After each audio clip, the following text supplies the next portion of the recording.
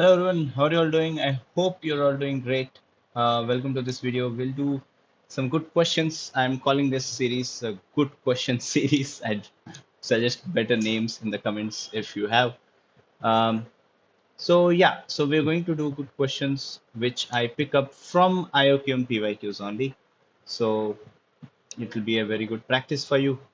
All right, so let's just get started. So what's the first question? It's a three-marker question. Sides x and y of a scalene triangle satisfy x plus 2 delta by x equals y plus 2 delta by y. All right. And where delta is the area of the triangle. If x is this, y is this, find the length of the largest side. Basically, we want to find the third side. All right. So let's do a bit of rearrangement. So I have x plus 2 delta by x is equal to y plus 2 delta by y. Won't that imply x minus y is equal to 2 delta by y minus 2 delta by x? That would be 2 delta 1 by y minus 1 by x.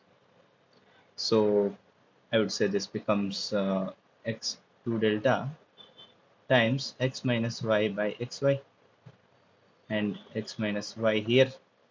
So we know x is not equal to y since we know the values of x and y. So we can simply cancel that out. So what will we be left with?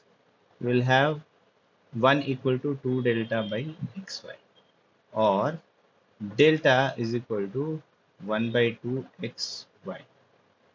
Now, does that remind you of something? It should, right? Because if you have base x, then if, suppose y is not this, y is something else, y and z, then area would be, if you take the height, half into x into height. But it is this that will imply height is equal to y. That means y has to be perpendicular to x. That implies y is perpendicular to x. This is not a correct way of writing it, but you get the idea. That means it's a right angle triangle with base x, height y. And we know the value of x and y. What are they? 60 and 63. So x is 60, y is 63. So use Pythagoras theorem to find the third length.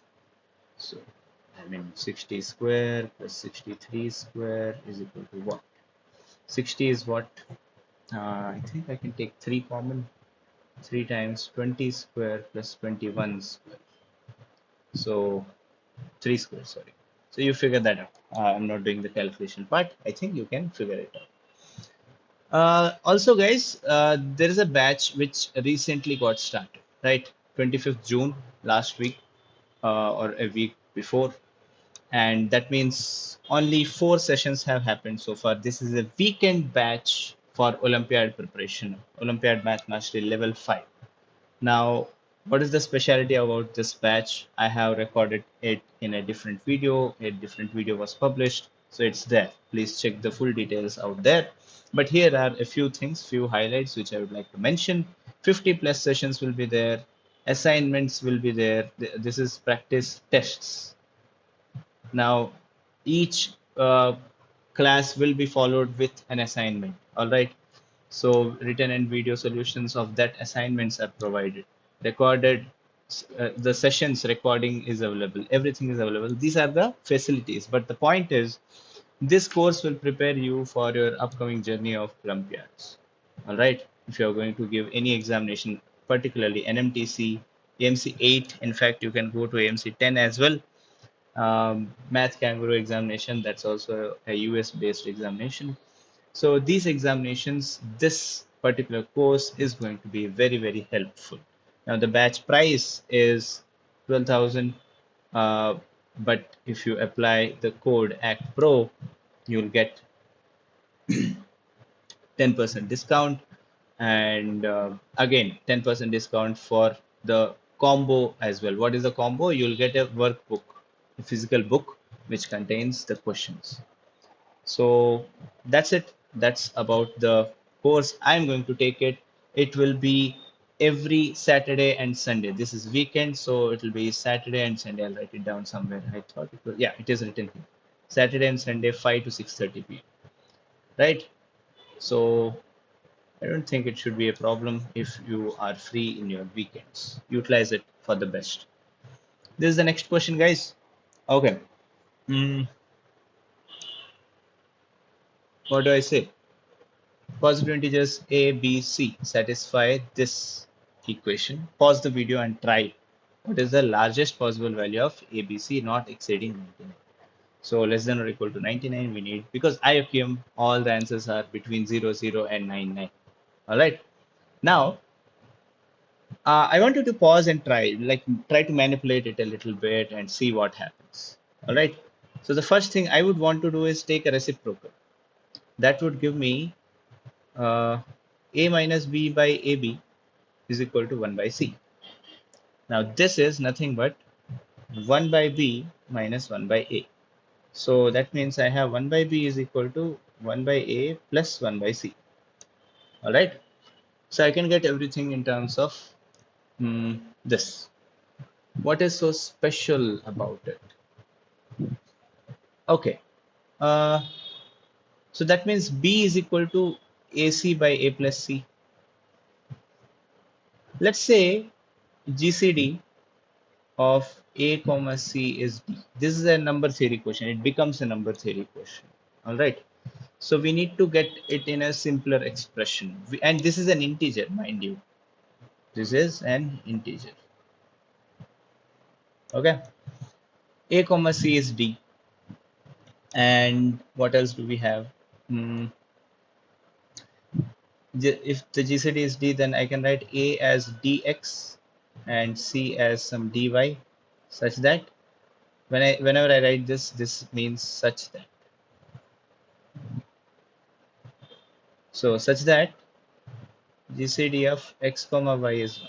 We all know this. This is Bezot lemma or whatever. Like you have seen this before. This is a very standard thing. That means what do I get for b? I'll get b is equal to dx into dy divided by dx plus dy. Now that looks like a differential. It's not, in case you're aware of that. So d square xy divided by d times x plus y. So this is the d will cancel out. So you'll be left with dxy by x plus y. Now we know x plus y is not going to divide xy, right? This is for sure because their GCD is 1 and they have nothing in common, x, y, and xy. So that's not a problem. That will imply x plus y must divide d, right? X plus y has to divide d.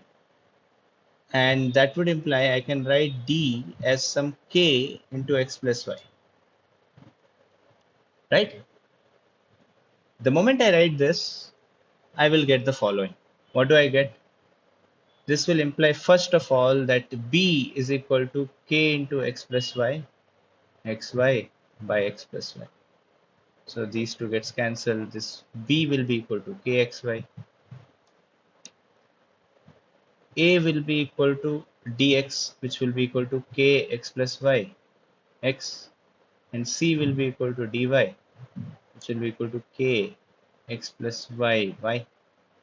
So what is a plus b plus c now?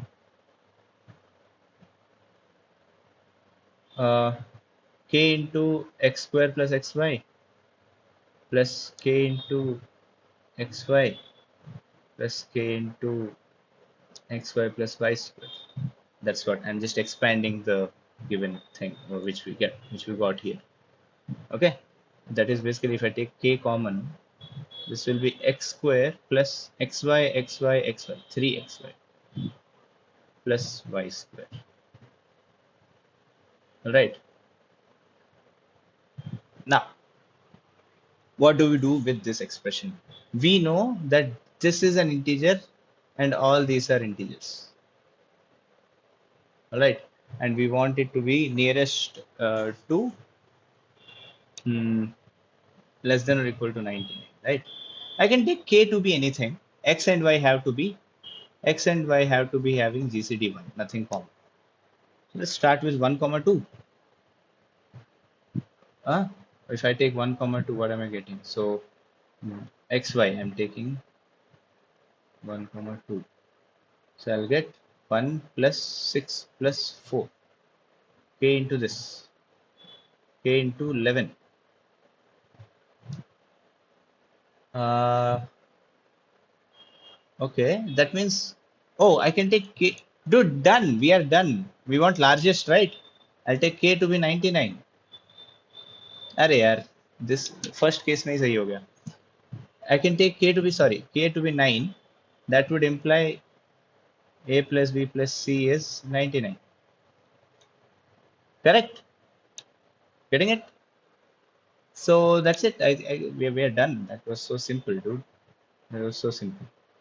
So that is the largest value. Largest value A plus B plus C can take less than or equal to 99 is 99 itself, because if you take X equal to 1 comma 2, this is 11 and we are done. All right. And why did I take those two different? Because we need A, B, C distinct. That is also there. Damn, we solved this question before I could use the last two slides. So I hope you had fun with this. I hope it was an interesting problem solving session. Only two questions, yes, but slowly, one step at a time, we will solve interesting questions. So take care, tata, bye bye.